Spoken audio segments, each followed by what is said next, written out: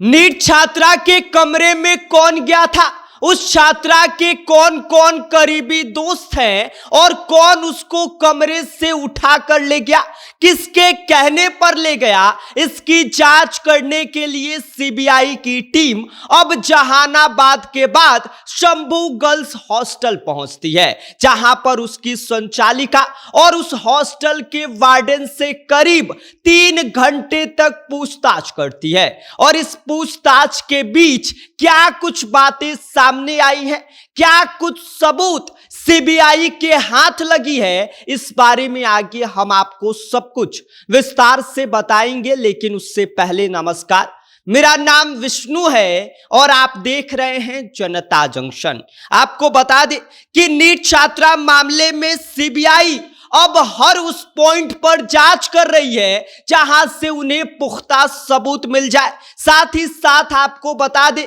कि जहानाबाद के बाद अब सीबीआई की टीम वापस पटना आ गई है। इतना ही नहीं, आपको बता दें कि पटना वापस आने के साथ ही सीबीआई की टीम उस गर्ल्स हॉस्टल में पहुंची जहां पर नीट छात्रा रह रही थी। जी हां, हम बात कर रहे हैं शंभू गर्ल्स हॉस्टल की, जहां पर कल सीबीआई पहुंचती है और उस गर्ल्स हॉस्टल की संचालिका समेत वहां पे जो वार्डन रहते हैं उनसे करीब 3 घंटे तक पूछताछ करती है और इस बात को जानने की कोशिश करती है कि जिस दिन ये सारी घटनाएं हुई, जिस दिन उस नीट छात्रा के साथ गलत हुआ, उस दिन ये लोग कहां पर थे, जिस दिन ये सब कुछ हुआ उस दिन कौन किससे बात कर रहा था, कौन कहां पर मौजूद था, कौन क्या कर रहा था, हर बिंदु पर उन्होंने विस्तार से जानकारी लिया,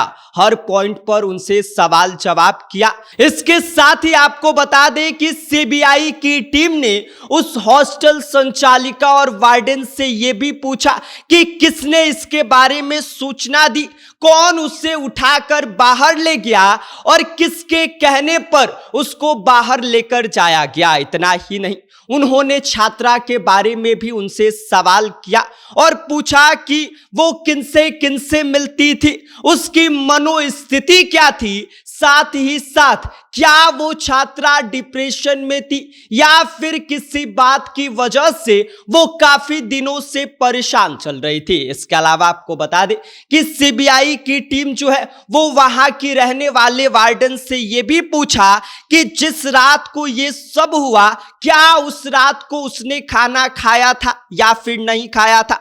और जिस रात ये सब कुछ हुआ उस रात को उसके कमरे में कौन कौन गया था। इसके अलावा उस नीट छात्रा के करीबी दोस्त कौन कौन है जिसके साथ वो सबसे ज्यादा बातचीत करती थी, जिससे अपनी बातें शेयर किया करती थी। इसके अलावा वो अक्सर किनसे मिलने जाया करती थी, उनके कमरे में किसका सबसे ज्यादा आना जाना था। इन सभी पॉइंट पर आपको बता दें कि सीबीआई की टीम अब जांच कर रही है और पटना वापसी के साथ ही जो सीबीआई की टीम है वो पूरी तरह से इन्वेस्टिगेशन पे लग गई है, जिससे इस मामले को जल्द ही सुलझा लिया जाएगा। लंबे वक्त से सीबीआई के सामने एक बड़ी चुनौती है इस मामले को, जो इतनी उलझने हैं इसको सुलझाने की, साथ ही साथ इस पूरे मामले में दोषी कौन है, कौन इस पूरे खेल का रचयिता है, क्या कुछ हुआ था उस